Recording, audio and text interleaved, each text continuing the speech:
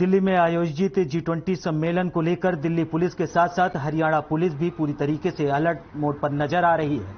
उसी को लेकर फरीदाबाद दिल्ली बदरपुर बॉर्डर पर पुलिस सुरक्षा को लेकर कड़े इंतजाम किए गए हैं। आपको बता दें कि दिल्ली बदरपुर बॉर्डर पर सुरक्षा के कड़े इंतजाम के साथ हमारे संवाददाता मोनू पांचाल ने मौके का जायजा लिया और अधिकारियों से बातचीत की। दिल्ली में G20 का सम्मेलन चल रहा है और इसके चलते जो है जगह जगह लगातार देखा जा रहा है कि सिक्योरिटी जो है वो किस तरीके से तैनात की गई है। मैं आपको वो तस्वीरें, क्योंकि इस समय हम दिल्ली बदरपुर बॉर्डर यानी कि हरियाणा और दिल्ली के बीच में, और आप देख सकते हैं कि हरियाणा में किस तरीके से जो चेकिंग है वो की हुई है हरियाणा पुलिस ने। हरियाणा पुलिस की जो है चप्पे चप्पे पर पुलिस नजर आ रही है और बैरिकेड भी लगाकर हर गाड़ी को चेक कर रही है कौन कौन सी गाड़ियां किस किस तरीके की गाड़ियां जा रही हैं और कौन कौन सी गाड़ियों की अनुमति है दिल्ली में एंट्री करने की। तो उसको लेकर के भी हमारे साथ जो है नाका इंचार्ज सुनील कुमार जी हमारे साथ है। सुनील जी, किस तरीके की गाड़ियों को अंदर जो है जाने दिया जा रहा है, कौन कौन सी गाड़ियों पर प्रतिबंध लगाया होगा? और ये G20 के सम्मेलन के मद्देनजर सुरक्षा के लिए नाका लगाया हुआ है और इसमें सर जो चिकित्सा की गाड़ियां हैं, एम्बुलेंस है, सब्जी की गाड़ियां हैं या राशन की गाड़ियां हैं या कोई लोगों के प्राइवेट व्हीकल है तो उनको यहाँ से जाने दिया जा रहा है। जो भी ट्रांसपोर्ट व्हीकल है, खाली जो बड़ी गाड़ियां लोडिंग गाड़ियां हैं उनको नहीं जाने दिया जा रहा है। तो बिल्कुल देखा जा रहा है कि किस तरीके से क्या इस बीच में कोई संदिग्ध गाड़ियां या संदिग्ध व्यक्ति इस तरीके का कोई मिला है? नहीं, पुलिस पूरी मुस्तैदी से अपनी ड्यूटी कर रही है। अभी तक हमारे सामने कोई ऐसी कोई संदिग्ध गाड़ी या कोई ऐसा आदमी को नजर में नहीं है। तो जिस तरीके से देखा जा रहा है कि जो है अलग अलग शिफ्ट लग रही है, तो कौन कौन सी शिफ्ट इस तरीके से लगाई हुई है? 8-8 घंटे की 3 शिफ्टें लगाई हुई हैं। ये शिफ्टें 12 से 8 है और 8 से रात के 12 और फिर 12 से, ऐसी 3-3 शिफ्टों में ड्यूटियां लगाई। तो सभी शिफ्ट के इंचार्ज अलग अलग हैं। बिल्कुल देखा जा सकता है कि इस समय हम जो है हरियाणा के नाके पर मौजूद है और यहाँ पर जिस तरीके से देखा जा रहा है कि हर गाड़ी को जो है पूरी तरीके से चेकिंग यहाँ पर की जा रही है। आप देख सकते हैं कि ये सूचना पट भी जो है यहाँ पर लगाया गया है कि भारी माल वाहन गाड़ी है या मध्यम वाहन जो गाड़ी है, जिस तरीके की जो गाड़ियां हैं उस तरीके से यहाँ पर आप देख सकते हैं आवश्यक सूचना, दूध, सब्जी यानी चिकित्सा आपूर्ति आदि गाड़ी जाने की जो है अनुमति है और बाकी गाड़ियों पर जो है देखा जा सकता है कि सब पर प्रतिबंध लगाया गया है। और मैं आपको आगे भी दिखा सकता हूँ कि दिल्ली का जो बॉर्डर है वो जो दिल्ली की जो नाका है वो भी यहाँ पर लगाया हुआ है। इस समय हम फिलहाल फरीदाबाद की जो सीमा है उसमें मौजूद है, क्योंकि फरीदाबाद की आपकी हमने दिखाया कि फरीदाबाद की किस तरीके से सिक्योरिटी यहाँ पर लगी हुई है, क्योंकि जिस तरीके से G20 का जो परीक्षण जो चल रहा है G20 को लेकर के, कहीं ना कहीं उसमें जो वर्ल्ड के जो पॉलिटिकल प्रतिनिधि है वो यहाँ पर हिस्सा लेंगे और कहीं ना कहीं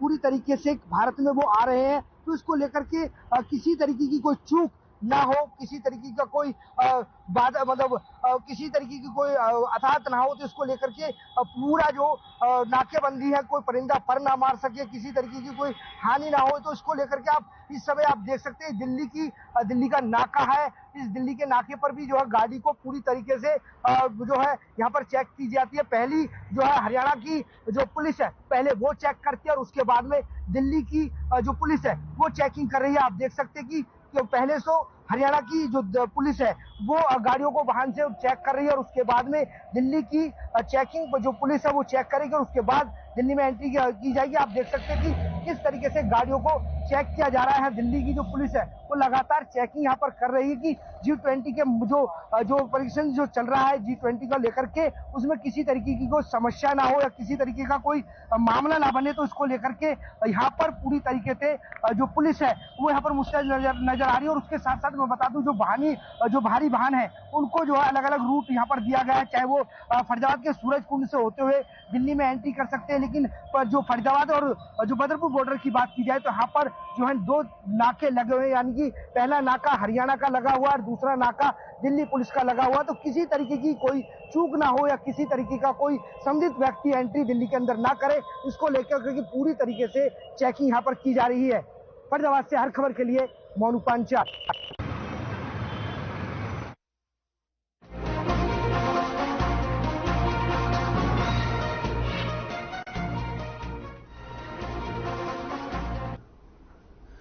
वहीं कांग्रेस के पर्यवेक्षक विधायक प्रदीप चौधरी, जयवीर वाल्मीकि और कुलजीत सिंह फतेहाबाद के रेस्ट हाउस पहुंचे। कांग्रेस के संगठन विस्तार को लेकर सभी कांग्रेसी कार्यकर्ताओं को जिला स्तर पर रैली जारी है। आपको बताते चले कि आज फतेहाबाद में पर्यवेक्षकों ने कांग्रेसियों की राय ली। इस दौरान पर्यवेक्षक अंदर बंद कमरे में कांग्रेसियों की राय ले रहे थे। वहीं कांग्रेस के कई कार्यकर्ता कुमारी सलजा जिंदाबाद के नारे लगा रहे थे। हालांकि भूपेंद्र सिंह हुड्डा के समर्थकों ने नारेबाजी नहीं की। पर्यवेक्षक के द्वारा कुमारी सलजा और भूपेंद्र सिंह हुड्डा के दोनों गुटों के द्वारा अलग अलग मांग पत्र सौंपा गया, जिसमें दोनों गुटों ने मांग की है कि उनके नेताओं के द्वारा जो भी नाम चुना जाएगा वह उसका समर्थन करेंगे। कांग्रेस के जिला प्रधानों को लेकर मुख्य तौर पर मंथन चल रहा है, जिनकी लिस्ट जल्द से जल्द जारी हो जाएगी। मीडिया से बातचीत करते हुए कांग्रेस के पर्यवेक्षक जयवीर वाल्मीकि ने कहा कि उनके द्वारा जल्द से जल्द अपनी लिस्ट बनाकर हाईकमान को सौंप दी जाएगी।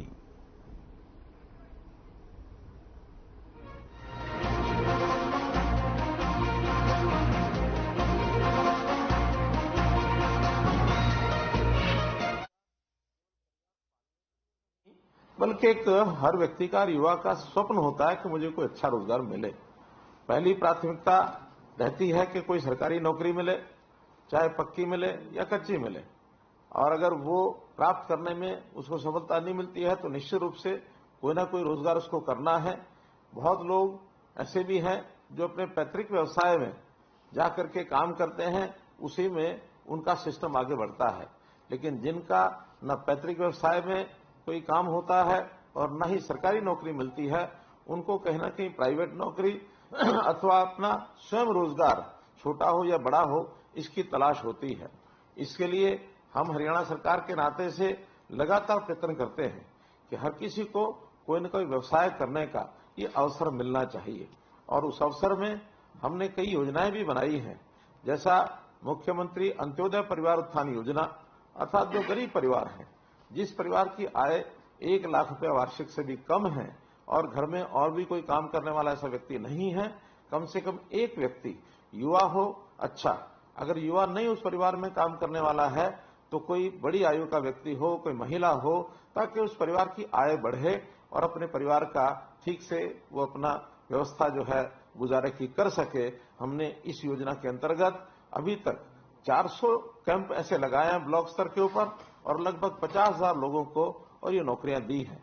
वहीं पर हमारा रोजगार विभाग रोजगार मेले लगाता है और पिछले 4.5 साल के अंदर ऐसे लगभग 1450 और रोजगार मेले लगे हैं।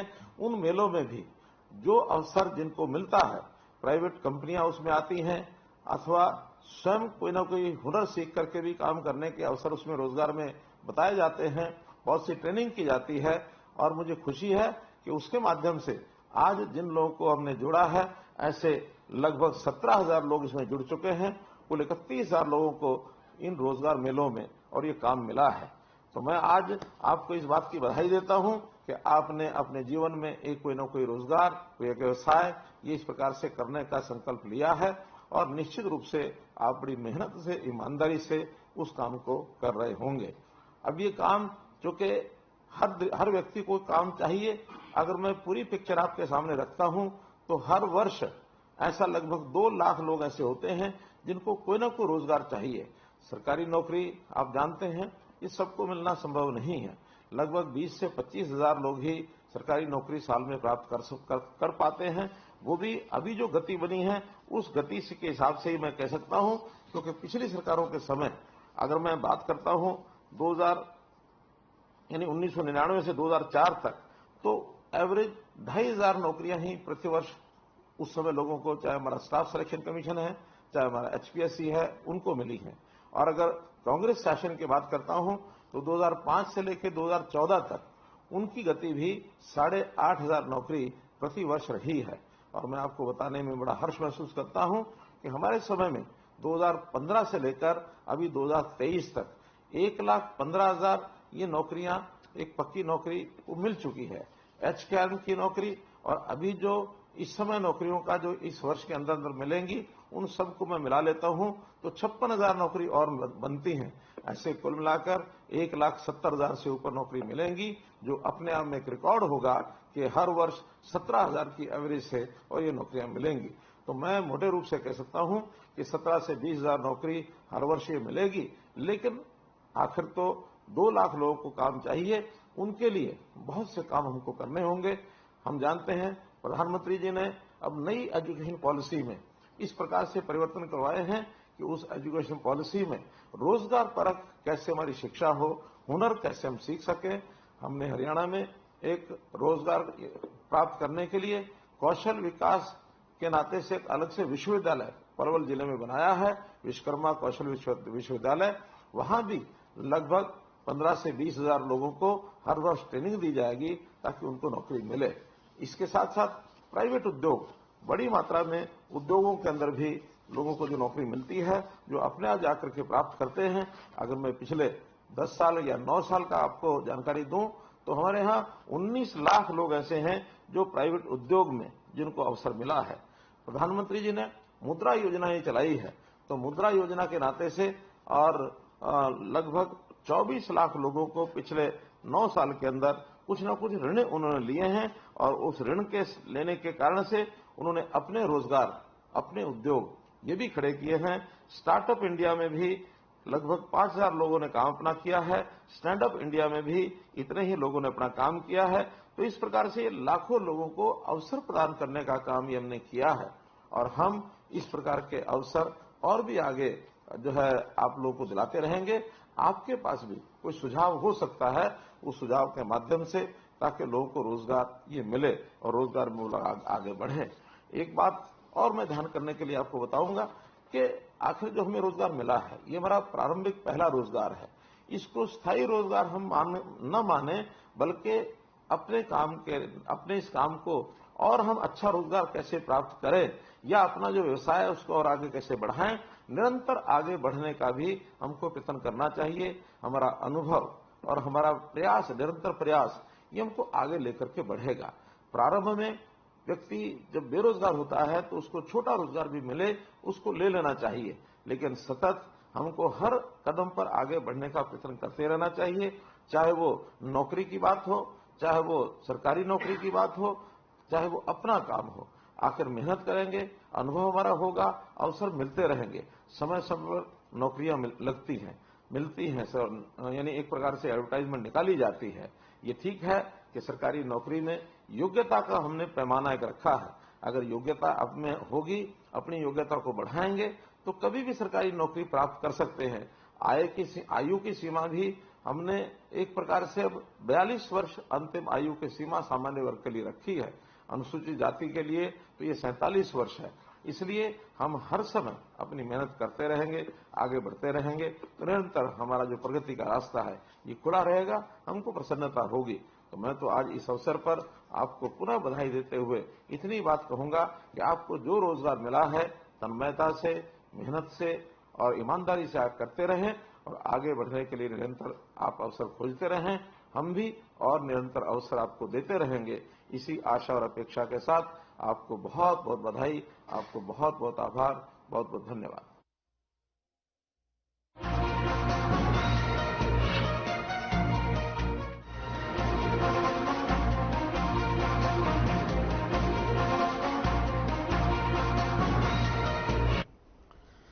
वहीं पंजाब की तर्ज पर अब हरियाणा ही नहीं बल्कि देश के दूसरे राज्यों में भी युवा नशे की लत में फंसकर न केवल अपना स्वास्थ्य खराब कर रहे हैं बल्कि भविष्य के साथ भी खिलवाड़ कर रहे हैं। इसी कड़ी में प्रदेश को नशा मुक्त बनाने के उद्देश्य से मुख्यमंत्री मनोहर लाल ने साइक्लोथॉन यात्रा को 1 सितंबर को करनाल से हरी झंडी दिखाकर रवाना किया था, और आज रेवाड़ी से महेंद्रगढ़ के लिए सहकारिता एवं जनस्वास्थ्य मंत्री डॉक्टर बनवारी लाल ने इस यात्रा को युवाओं को नशे की लत से बचाने का संदेश के साथ हरी झंडी दिखाकर रवाना किया। सहकारिता एवं जनस्वास्थ्य अभियांत्रिकी मंत्री डॉक्टर बनवारी लाल ने कहा कि आज प्रदेश में पंजाब के तर्ज पर नशे का कारोबार बढ़ता जा रहा है, जो बेहद ही चिंता का विषय है।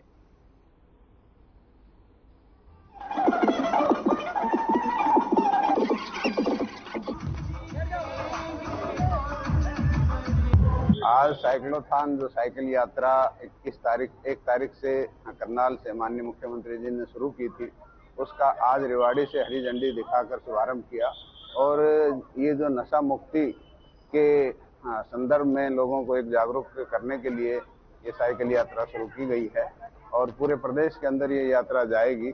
और जो नशा हमारे प्रदेश में, देश के अंदर जो नशा फैल रहा है उसके बारे में जागरूकता लोगों को देगी, ताकि हमारा जो यंग जनरेशन है वो नशे से बचे।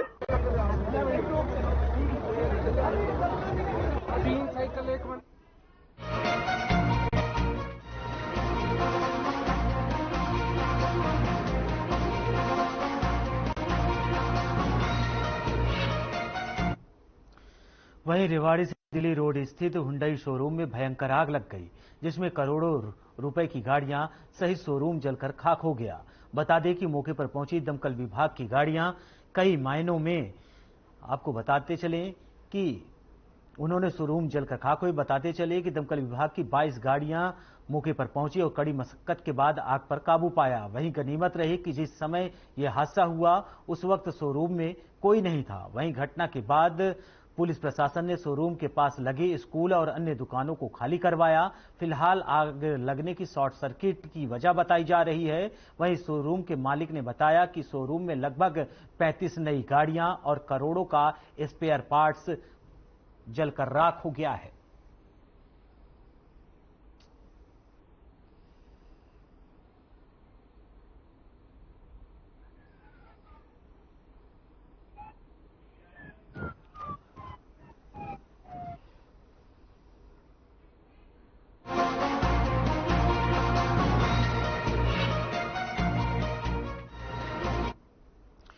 वहीं कैथल अनाज मंडी में सरेआम चोरी हो रही है। आपको बताती चली कि जहां बिजली विभाग आंखें बंद किए बैठा है, वहीं पंखे से लेकर बड़ी से बड़ी मशीनें चलाकर आंखों और आपको बताते चले कि बिजली की यूनिट चोरी करके लोग लाखों रुपए की चूना लगा रहे हैं। वहीं मंडी परिसर में बिजली के तार सरेआम बिखरे पड़े हैं, जिससे कोई भी आसानी से करंट की चपेट में आ सकता है। जहां बिजली विभाग के अधीक्षक अभियंता सोमवीर भलोटिया ने बातचीत कर बताया, उन्होंने कहा कि जिले की किसी भी अनाज मंडी में जहां भी बिजली की खपत होती है वहां बिजली मीटर लेना अनिवार्य है। इसके लिए उन्होंने अस्थायी बिजली मीटर की व्यवस्था की है, जिसके देखते हुए उन्होंने संबंधित अधिकारियों को दिशा निर्देश भी दिया है।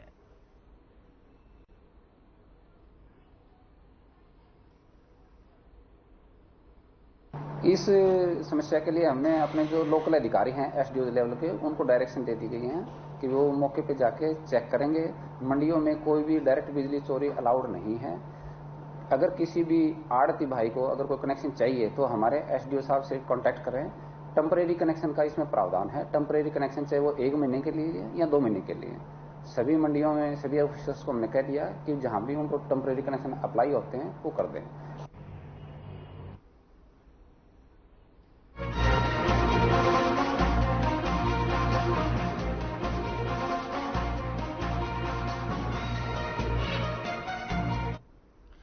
वहीं भिवानी सीएम फ्लाइंग की टीम ने बड़े चौक पर शराब के ठेकेदारों पर छापेमारी की। दरअसल टीम को शराब ठेकों पर शराब द्वारा निर्धारित मूल्य से कम बिक्री कर शराब बेचे जाने की सूचना मिली थी, जिसके बाद सीएम फ्लाइंग की टीम ने गुप्त सूचना के आधार पर ठेके पर छापेमारी की। फिलहाल अनियमितताएं पाए जाने पर सीएम फ्लाइंग की टीम ने शराब के ठेके को सील कर दिया है।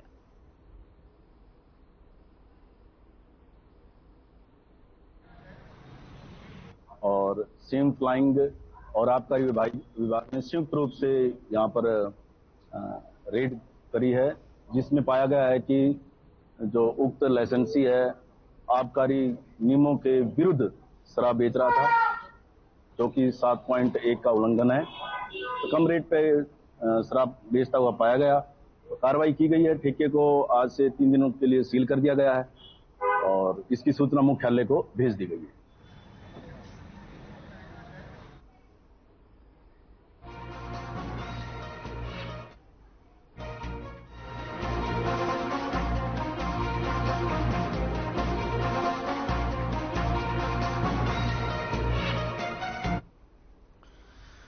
भिवानी में लघु सचिवालय के सामने अपनी मांगों को लेकर धरना प्रदर्शन किया गया। आशा कर्मचारियों का धरना आज शुक्रवार को 32वें दिन भी जारी रहा। इस मौके पर उन्होंने बताया कि हर महीने करीब 4000 रुपए दिए जाते हैं, जो कि बहुत कम है, लेकिन अब वे अपना हक मांग रही हैं तो सरकार ने देशद्रोही बता दिया है। उन्होंने कहा कि सरकार समय रहते उनकी मांगों को मानने नहीं देती तो चुनाव में सत्ता से हटाने का काम करेंगी। उन्होंने कहा कि जो उनकी मांगों को मानेगा, आशा कर्मचारी उन्हीं के साथ जाएंगी।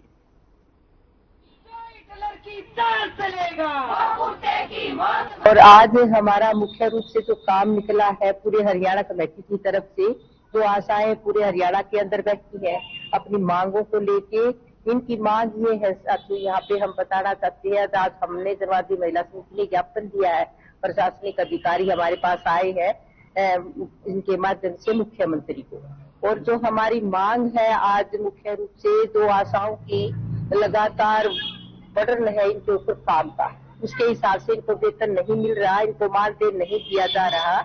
आज हमारी हड़ताल का 32वां दिन है। 8 अगस्त से हड़ताल चली थी, उस टाइम पे तो हमारी 3 दिन की थी। इस सरकार ने मजबूरी बस आगे हड़ताल बढ़ाने के लिए हमारे को मजबूर कर दिया है। हमें जो मांग सरकार से हम कर रहे हैं उन बातों पर सरकार बिल्कुल भी नहीं आ रही है, बार बार बयानबाजी कर रही है। आपको हम हरियाणा में अदर स्टेट से बहुत ज्यादा दे रहे हैं, सबसे ज्यादा हम दे रहे हैं। हम सरकार को ये बताना चाहते हैं आप ज्यादा उस टाइम में 2018 में आपने दिया था, उसके बाद किस कदर महंगाई आज के दिन बढ़ी हुई है वो ये सरकार नहीं देख रही।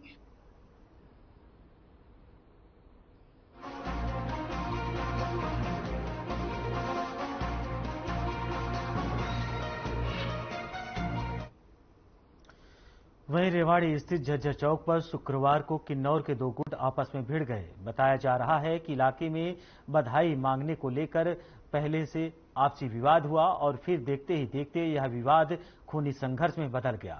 इस बीच किन्नौर में अर्धनग्न होकर बीच सड़क पर जमकर हंगामा काटा। इस खूनी संघर्ष में 5 लोग घायल हो गए, जिन्हें ट्रामा सेंटर में भर्ती करवाया गया।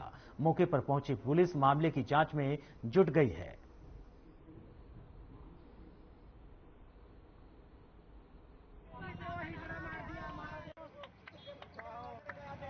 क्या हुआ? हम ना आज बाजार मांग रहे थे यहाँ पे अपना दिवाली का, तो एक तो ये अंकिता और एक ये परीत और एक और लड़का है, ठीक है, और ये 15-20 लड़कों की गाड़ियाँ लेके यहाँ पे आए और सारे कौन लोग आए? अभी जी बिल्कुल अभी की बात है, और पुलिस वाले कोई कार्रवाई नहीं कर रहे, आराम से खड़े हैं। और पहले भी हमारे घरों पे गोलियां चलवाई गई। कौन लोग मारे रहे हैं? एक रोहतक का डाकू अंकिता ले मेरी चक्कू मारे सरेआम मर्डर दिया। आपस में 2 किन्नर पक्ष हैं, उनमें झगड़ा हुआ है। सूचना मिली है, तुरंत पहुंचे हैं ट्रामा सेंटर में चेकअप के लिए, इलाज के लिए भिजवाया। जैसी सूरत होगी कार्रवाई अमल में।